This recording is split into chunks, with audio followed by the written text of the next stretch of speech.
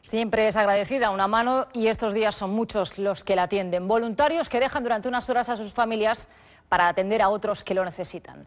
Afortunadamente hay muchos ejemplos, pero nos vamos a detener en uno, en Valencia. Laura Cornejo, 100 voluntarios reparten el menú de la cena a más de 300 personas necesitadas. Así es, Cristina, y además lo hacen en este escenario. Por primera vez en Valencia se abre una iglesia para ofrecer un banquete solidario. Como veis, los invitados ya están en sus mesas. Como decía, son unas 300 personas, todos ellos en riesgo de exclusión social, muchos sin techo, sin un hogar, que malviven día a día en la calle. Los voluntarios lo tenían todo preparado, les han entregado unas toallitas de aseo a la entrada. También han preparado una zona de guardarropa para que puedan dejar ahí tranquilamente sus enseres. E incluso hay una zona para mascotas porque muchos de ellos han venido con sus perros. Los voluntarios también han preparado el menú, incluso el caldo de la sopa cubierta que ahora mismo están degustando, lo han hecho en sus casas. El menú además incluye entremeses, pollo y, como no, pues los típicos dulces navideños. Pero aquí, Cristina, no solamente se reparte comida, sino que estos voluntarios van mucho más allá y regalan todo el cariño y el trato digno que esta gente tanto necesita. Han cambiado la calle por esta parroquia de San Miguel en Valencia. Centenares de personas sin recursos disfrutan de su cena de Navidad. Una cena hecha con mucho cariño por los voluntarios que han ido casa por casa para recoger los 90 litros de caldo. Un poquito que nos quitemos, podemos ayudar. Y no es más solamente el alimento, pues es el poder estar con ellos, ¿no?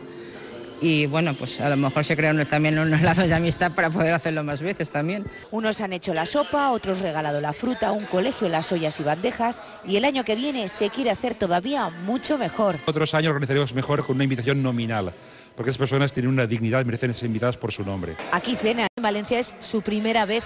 Habrá que mover bancos y organizar.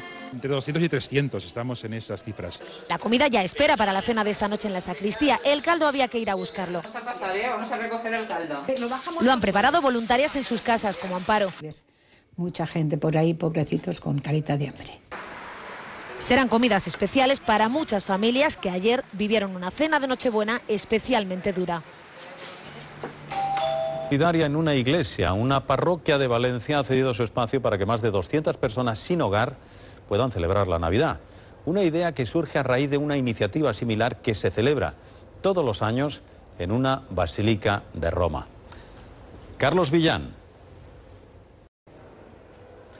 Así es, porque lo que habitualmente es un templo, esta noche se ha convertido en un restaurante. Miren, en el mejor de los restaurantes para muchas de estas 300 personas sin hogar. Hay más de 200 voluntarios que han estado todo el día cocinando, preparando el menú que se ha servido aquí esta noche, porque en esta parroquia valenciana de San Miguel y San Sebastián, este año la mesa de Navidad es más grande que nunca. Que nadie se quede sin fiesta de Navidad es el lema de esta parroquia valenciana que ha ofrecido cena a 300 personas sin hogar. Cuando se vive en un panorama tan oscuro, tan negro, ver un punto blanco nos hace volver a soñar nuevamente porque nos despierta la esperanza. Antonio es un ejemplo, 15 años en la calle, los mismos que lleva sin celebrar este día en familia. Navidad para mí debería ser todos los días. No hay que hacer la discriminación que tú eres pobre y eres un poco rico, no, somos iguales. Hoy el templo es el mejor restaurante. Está muy calentita, ya verás qué buena está. Hemos convertido la sacristía en una cocina improvisada. El menú es sopa cubierta, pollo con patatas y luego dulces. Menú que han preparado 200 voluntarios en sus casas. Vamos a pasar, vamos a recoger el caldo. Muy bien. ¿Ya lo tenéis preparado? Pues habrás estado bastante rato, ¿no? Porque hay muchas. Sí, pero a la buena voluntad siempre parece que ayuda. Y entre los turrones, un bolígrafo. Cada plato lleva delante una especie de invitación en la que hay espacio para que cada uno escriba su nombre. Porque esta noche dejan de ser anónimos. Hoy son uno más.